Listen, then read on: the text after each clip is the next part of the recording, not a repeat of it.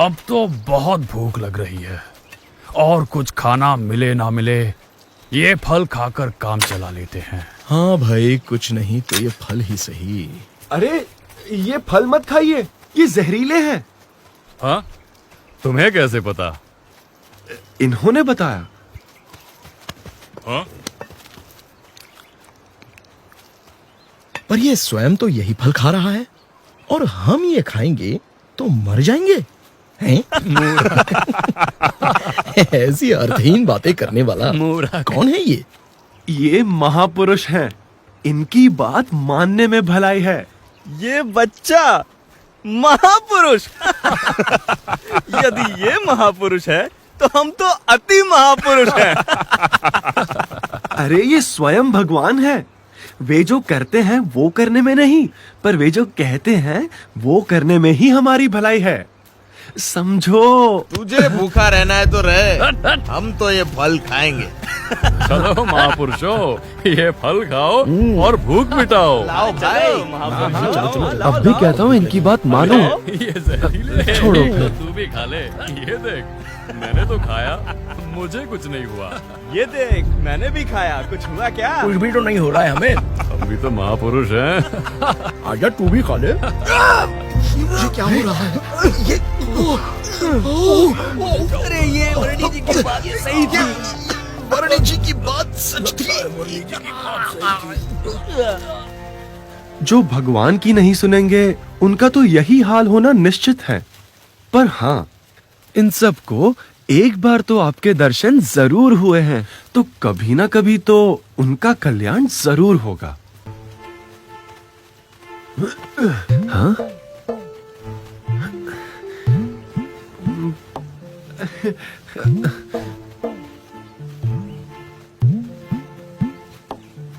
ये कमंडलू बहुत सुंदर है। क्या मैं इसे संभाल कर रखूं? हाँ, रख लो। ठीक है, धन्यवाद प्रभु। मोहनदास जी, आप सब कुछ त्याग कर साधु किस लिए बन गए हो? प्रभु प्राप्ति के लिए, मोक्ष पाने के लिए। भर्तृहरि और गोपीचंद दोनों बड़े राजा थे। हाँ थे। अपने समग्र साम्राज्यों को त्याग कर वे मोक्ष पाने के लिए निकल पड़े थे, पर अपनी झोलियों को टांगने के लिए एक छोटी सी खूंटी के लिए लड़ पड़े थे। लो बोलो। इसकी रचना बहुत सुंदर है।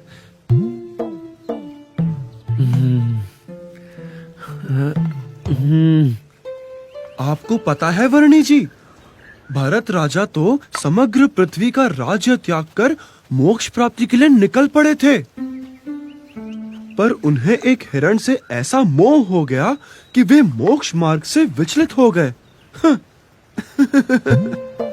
ये कमंडलू, इसे तो मैं बहुत संभाल कर रखूंगा। चौवन जी और सौभरी जी ने उस हद तक तप किया था कि वे देह भाव से परे हो गए थे, पर इतना कुछ करने के बाद भी वे माया के क्षुल्लक सुख में मोहित हो गए थे। लो, उनको भी ऐसा हो गया। बड़ा अजीब है ये माया का चक्कर। हाँ, वैसे आप इसका करोगे क्या?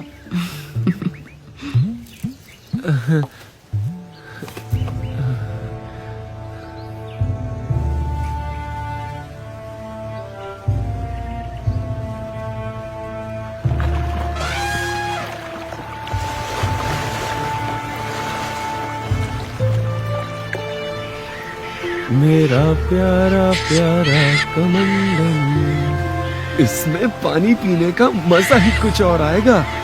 इसे संभाल कर रखता हूँ, क्योंकि प्राण जाए पर कमंडलू ना जाए। ये कमंडलू मुझे दे दीजिए। हाँ हाँ, जरूर, लीजिए। यहाँ से नदी पार कर लेते हैं।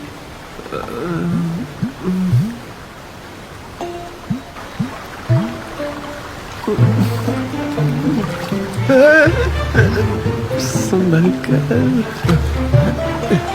संभल कर। बच गया।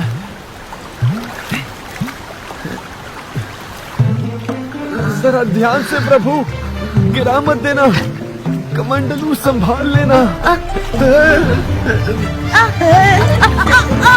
अरे मैं पकड़ लूं? अरे मेरा कमंडलू टूट ना जाए, संभालिएगा। अरे संभल कर, क्या कर रहे हो? बच गया। संभल कर, अरे संभल कर, हाँ, संभालिएगा। मैं नहीं गिरूंगा, अरे ध्यान चिंता मत कीजिए। अरे कहीं कमंडलू ना गिर जाए, टूट ना जाए। हाँ हाँ, ध्यान रखूंगा और आपके कमंडलू को भी कुछ नहीं होने दूंगा। मैं पकड़ लूं? हे भगवान, बच गया मेरा कमंडलू। वर्णी जी, आप इसका क्या करोगे? दे दो मुझे, कितना प्यारा है। मोहनदास जी, लाइए, मुझे दीजिए।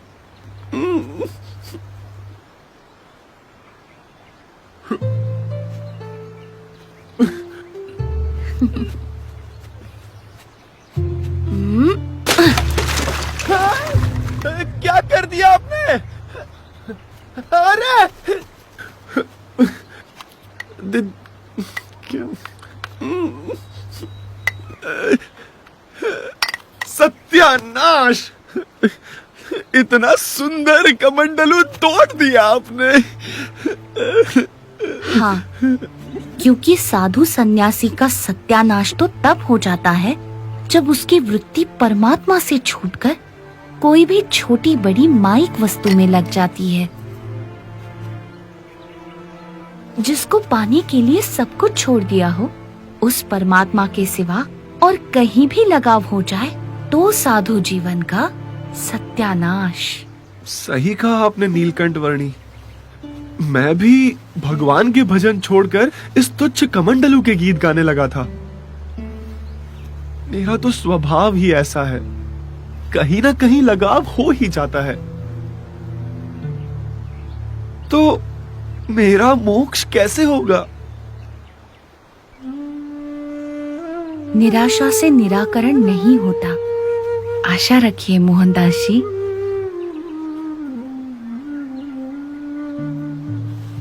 हाँ, आप कृपया मेरा मार्गदर्शन करते रहना। मोहनदास जी, आप मुझे थोड़ा थोड़ा पहचान गए हैं, मुझसे जुड़ भी गए हैं। अभी आप थोड़े समय के लिए यही कहीं किसी तीर्थ स्थान में बस जाइए। समय के चलते पश्चिम दिशा में आपको पुनः मेरा योग होगा और आपका मोक्ष भी होगा।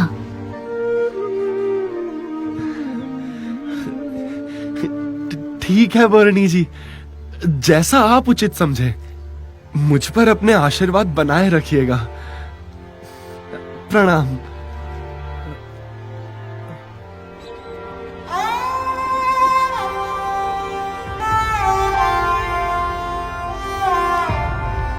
विश्व की कुछ सबसे गहरी खाइयों से होते हुए नीलकंठ वर्णी एक ऐसे क्षेत्र में आ पहुँचे जहाँ सबसे वास्तविक रूप के शालिग्राम प्राप्त होते हैं, ऐसा माना जाता है। ये थोड़ा बहुत शालिग्राम लग रहा है।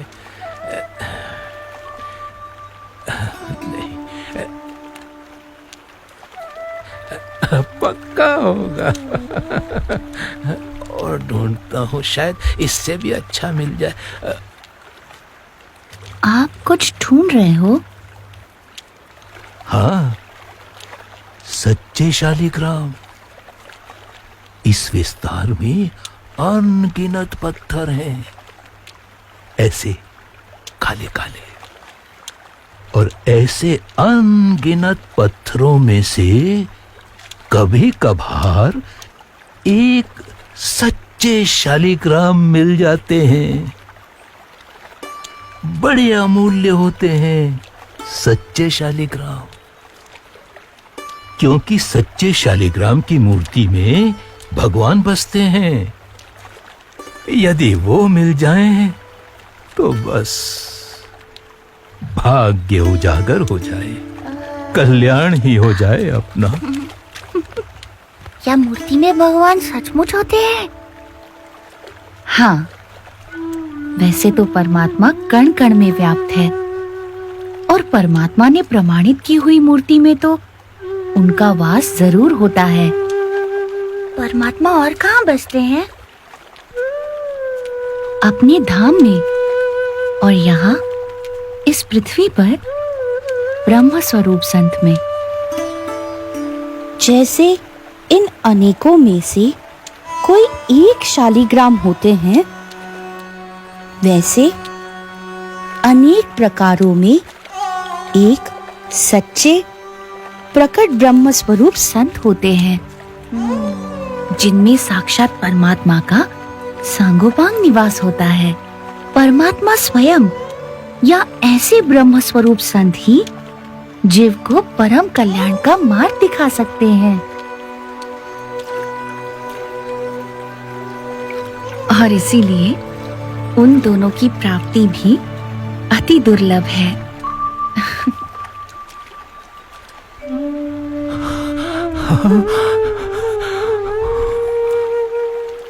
धन्य हो गया मैं।